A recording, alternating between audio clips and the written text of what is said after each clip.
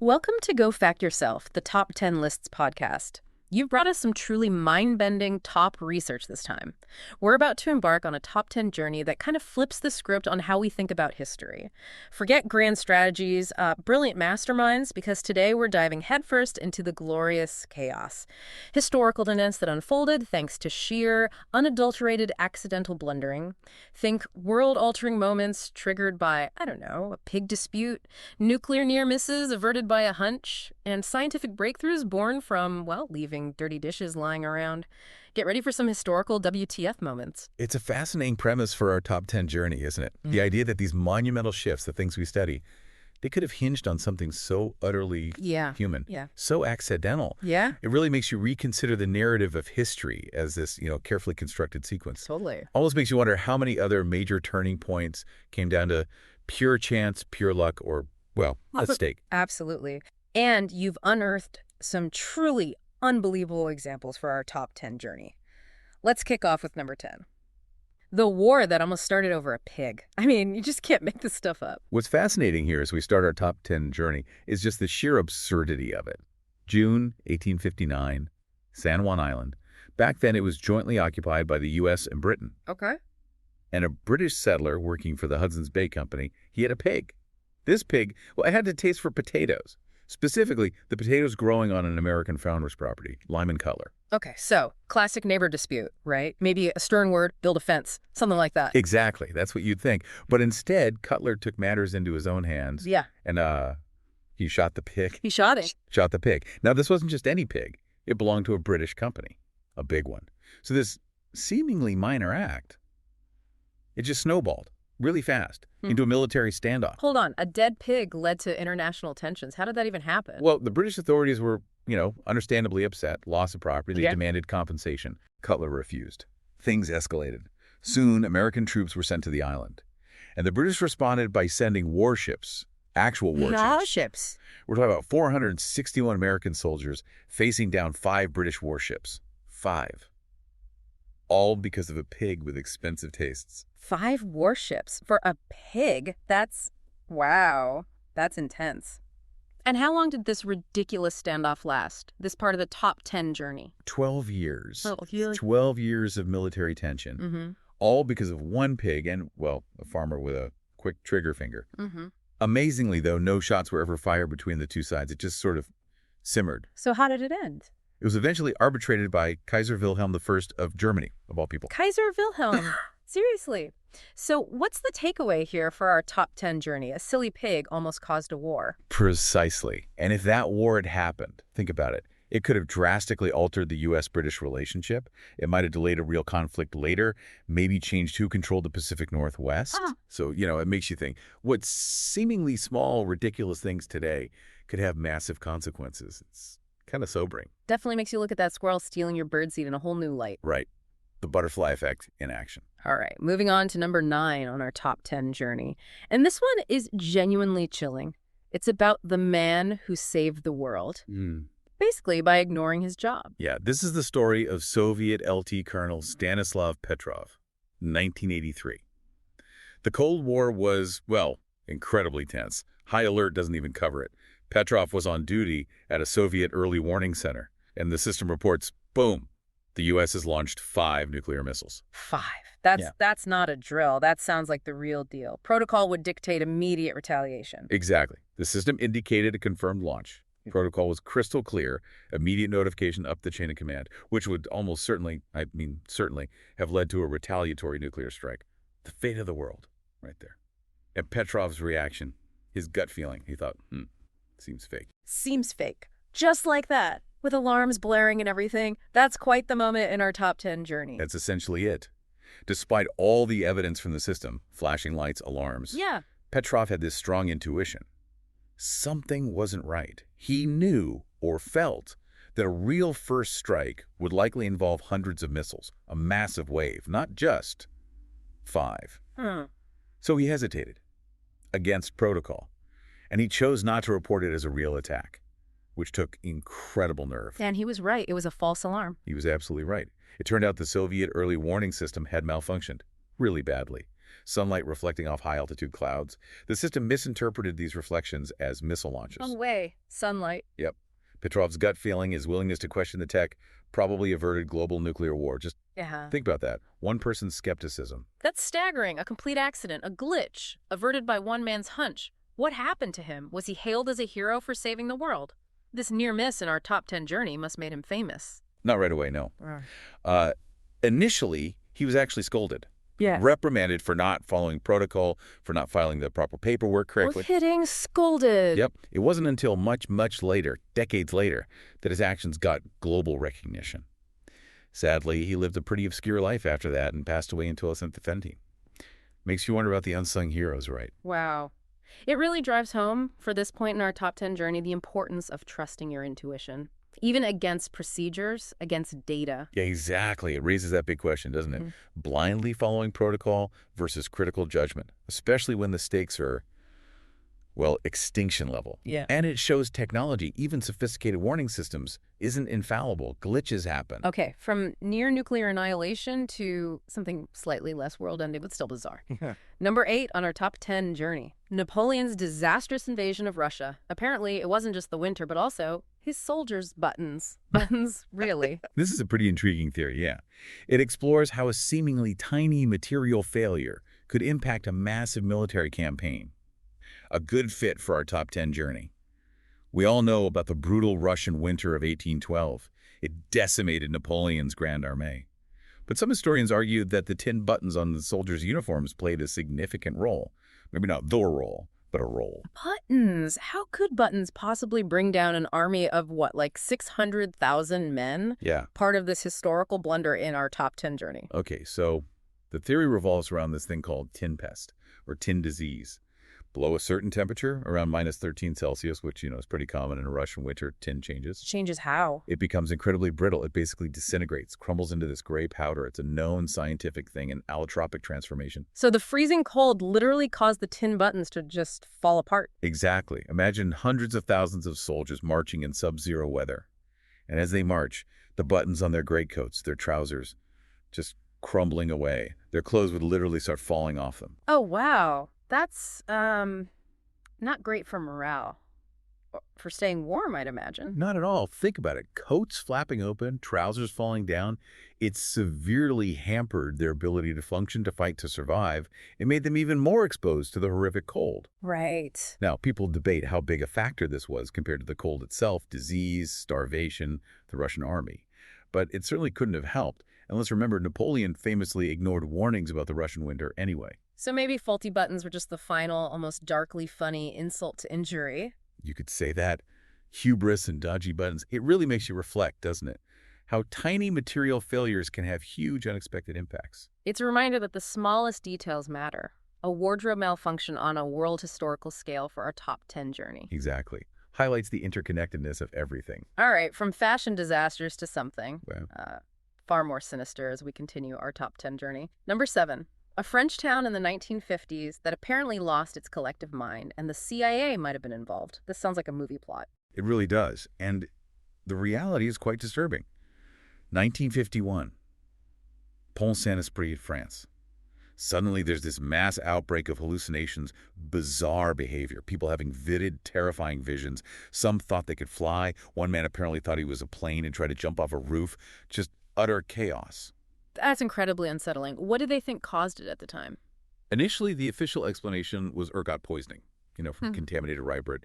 Ergot can cause hallucinations. Okay, that makes some sense. But the evidence was shaky. No consistent toxin was ever definitively found, which led some people to suspect something else was going on. And that's where the CIA comes in. Specifically, declassified documents from their M-Cultura program. M-Cultura, the mind control stuff. What's the connection for our top 10 journey? Exactly that program. These documents revealed the CIA was actively researching LSD, including methods of dispersal, in Europe around that time. An investigative journalist, Hank Albarelli, did a lot of digging. He strongly suggested Pont Saint-Esprit was essentially an unwitting field test site. Wait, the CIA might have accidentally, or maybe not so accidentally, dosed an entire town with LSD? That's unbelievably reckless. Horrifying. It is a terrifying thought. And the town, well, it suffered for decades. Long-term psychological effects, it left a deep scar. And, perhaps unsurprisingly, There's never been an official apology or acknowledgement from the CIA. It's a chilling example of potential unintended harm from secret operations. This really makes you ponder the ethics, doesn't it? Unintended consequences, secret operations, the lives of ordinary people potentially ruined. A dark turn in our top 10 journey. It's fascinating, too, how a local event, seemingly inexplicable, can suddenly look very different when you see the declassified context. Makes you wonder what other hidden histories are out there. Yeah. Okay, moving on to number 6 in our top 10 journey. We have a man who, kind of ironically, created something incredibly destructive, then spent his life trying to make up for it. Alfred Nobel and dynamite. Alfred Nobel's story is a classic case of unintended consequences, and maybe the burden of invention, a recurring theme in our top 10 journey. His goal wasn't originally to make a powerful weapon. He was trying to stabilize nitroglycerin, which, as you might know, is incredibly volatile stuff. Dangerous. So dynamite was basically an accident while trying to make something safer? That's quite the twist for our top 10 journey. Precisely. In his experiments, he found that mixing nitroglycerin with an absorbent material, like diatomaceous earth, made it much more stable, controllable. This was huge for industries like mining, construction, made dangerous work much safer. But yeah, the military applications were immediately obvious and widely adopted very quickly. And that's where the Merchant of Death label came in, that famous premature obituary. Exactly. Nobel was apparently deeply troubled by how his invention was being used. Legend has it, a French newspaper mistakenly published his obituary while he was still alive, and it called him the Merchant of Death. Yeah, that supposedly hit him hard. Seems to have been a major catalyst for what he did next. Shows the power of public perception. Right. So his way of dealing with this accidental negative impact was funding the Nobel Prizes. That's a pretty major response as part of our top 10 journey. Yes. In his will, he left the bulk of his huge fortune to establish annual prizes for those who confer the greatest benefit to humankind in various fields. It's a remarkable legacy. Kind of bittersweet, though. A man creates something terrible by accident, then dedicates his wealth to recognizing good. Can that really atone? It really makes you think, how do inventors grapple with the unforeseen uses of their creations? Once it's out there, can you control it? It's that constant question, isn't it? Responsibility, ethics, progress versus peril, a balancing act. Okay, we're halfway through our top 10 journey.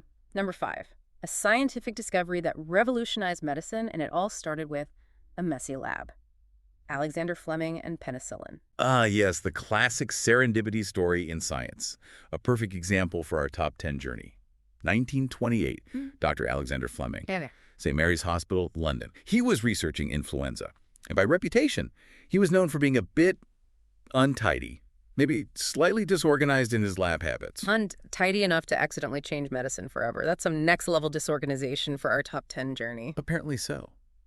The story goes, he left a petri dish with staphylococcus bacteria uncovered near an open window. Then he went on vacation. Okay. When he came back, he noticed the dish was contaminated with mold. Now, most scientists would probably just toss it, right? Start over. Yeah, probably. But Fleming, he looked closer. He observed. He paid attention to the unexpected thing happening. And the mold was doing something that gets it onto our top 10 journey. Exactly. He saw that the bacteria around the mold were being killed off, dissolving almost. Yeah. This mold turned out to be Penicillium notatum, and the substance it produced, penicillin. A completely chance observation with world-changing implications. So just because he left a dish out, it got moldy, he discovered the first true antibiotic. That's just incredible. A testament to luck and a keen eye in our top 10 journey. It absolutely is. Penicillin transformed medicine.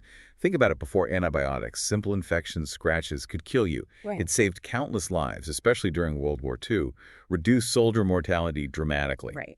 Now, of course, it took others, like Howard Florey and Norman Heatley, to figure out how to purify it, mass-produce it, make it a usable drug.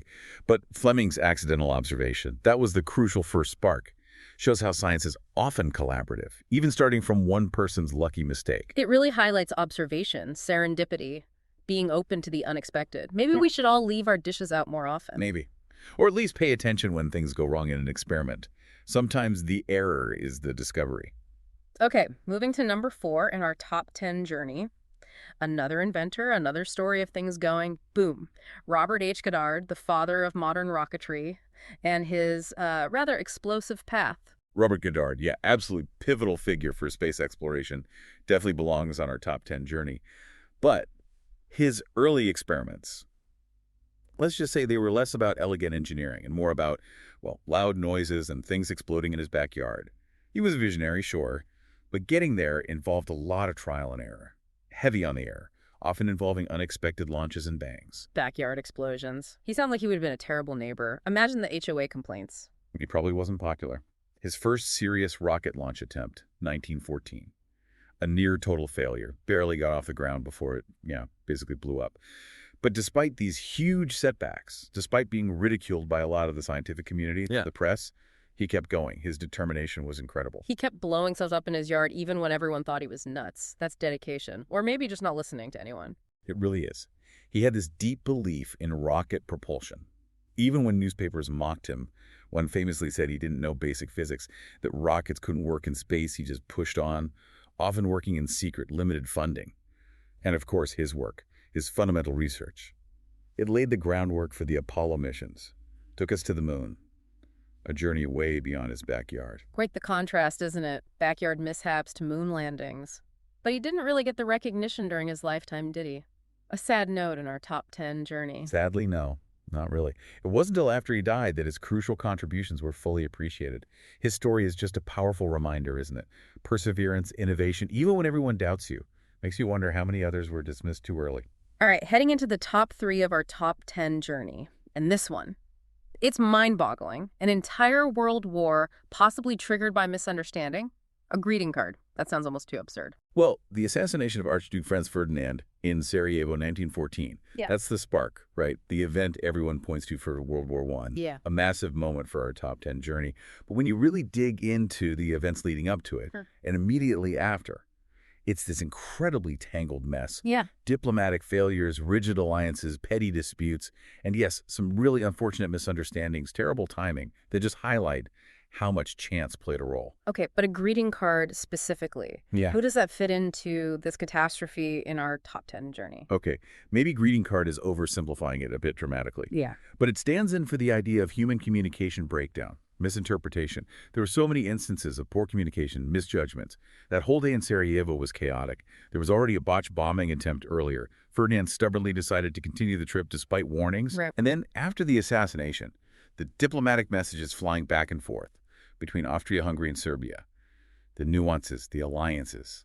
Things were misinterpreted, acted on rashly. Some accounts suggest a specific message may be poorly timed or worded, almost like a badly handled sorry for your loss card, further inflamed tensions. It just shows how easily communication errors spiral. So it wasn't just the assassination itself, it was a whole chain reaction of missteps, misunderstandings, a massive, tragic comedy of errors. Precisely. It strongly suggests that World War I, this horrific conflict that reshaped the entire globe, millions dead. It might have been avoidable if there had been better communication, less stubbornness, maybe more willingness to just pause, de-escalate. Wow. It really makes you ponder how easily misinterpretations can blow up, even to global conflict.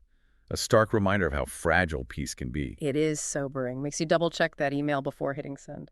Okay, number 2 on our top 10 journey. This takes us to the end of the American Civil War. In a really unexpected way, the fighting finally stopped, involving a bad joke. This is a truly fascinating little footnote. A surprising entry for our top 10 journey, for sure. So after General Lee surrendered at Appomattox in 1865, the main war was officially over. Done. But pockets of Confederate resistance actually kept going for about another year, believe it or not. A year later. Wow. Yeah. And what's remarkable is the role that a joke told by some unnamed Confederate soldier supposedly played in finally getting everyone to stop. A joke. How on earth could a joke end a war that had torn the country apart, especially for our top 10 journey list? Well, the story goes, this soldier was in a meeting with Union officials, probably discussing terms or something, and he made this sarcastic remark, something like, well, the war's over, but it seems like some fellas haven't gotten the message and are still out there trying to fight. And this joke, somehow in that pre-internet age, it went viral. It spread like wildfire through the ranks into newspapers. No way. Yeah, and it basically just highlighted how absurd it was to keep fighting. The cause was lost. It tapped into this deep war weariness everyone felt. So humor basically shifted the perspective, made continued fighting seem pointless and kind of dumb. The power of a joke is amazing. Exactly. Even General Lee supposedly heard it and found it amusing. It just punctured the tension, maybe.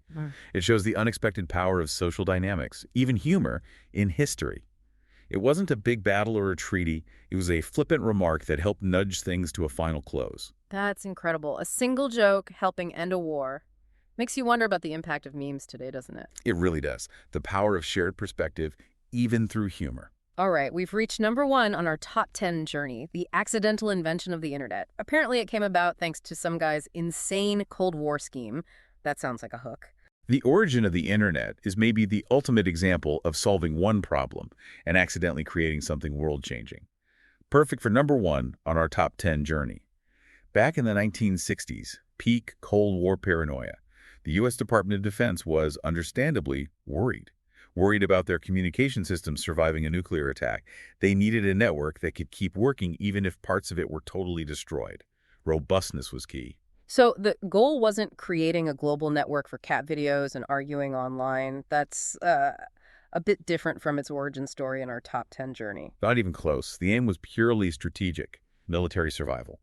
A researcher at the Rand Corporation, Paul Barron, came up with this radical idea: distributed data packets. Packets. Yeah, instead of one central hub that could be knocked out, his idea was to break information into small pieces. Packets. These packets could travel independently, taking different routes through the network, and then reassemble at the destination. Decentralized, resilient. And this idea was immediately embraced for this top 10 journey moment. Actually, no. It was largely ignored at first. Too radical, maybe. Mm-hmm. But later, DARPA, the Defense Advanced Research Projects Agency, they picked up on the concept. They developed ARPANET using these ideas. ARPANET is widely seen as the direct precursor to the internet we use today. They saw the potential for robust military comms. So Barron's idea, designed for nuclear war communication, accidentally became the foundation of the internet. It's a pretty huge accidental outcome to top off our top 10 journey. Precisely. Paul Barron is now called the father of packet switching, the core tech of the internet. But his goal wasn't Facebook or Google. It was making sure the military could talk after the bombs fell. It's just a fascinating illustration of how solutions for specific, often urgent problems can have these unforeseen, world-altering consequences. Nobody predicted this. It really makes you reflect, doesn't it? So many technologies we take for granted, born from totally different needs. The internet, so central to everything now, basically an accidental spin-off of Cold War fear. Makes you wonder what niche tech today might explode unexpectedly tomorrow. It highlights that unpredictable nature of innovation, doesn't it? Progress isn't always linear. Sometimes the biggest leaps come from the side, completely unexpectedly. So there you have it. Your top research took us on a truly wild top 10 journey through history. We've seen how some huge moments weren't about grand plans, but simple mistakes, weird coincidences, and yeah, that pig with the taste for potatoes. It really makes you wonder about all the other oops moments, big and small, that shaped our world. What kind of accidental history might be happening right now as we speak? It's definitely something to ponder long after this top 10 journey ends. Thanks for taking this fascinating dive with us into the wonderfully messy, unpredictable way things really happen. If you've got your own accidental history stories, family legends, local oddities, we'd absolutely love to hear them. Share, rate, follow, and go fact yourself.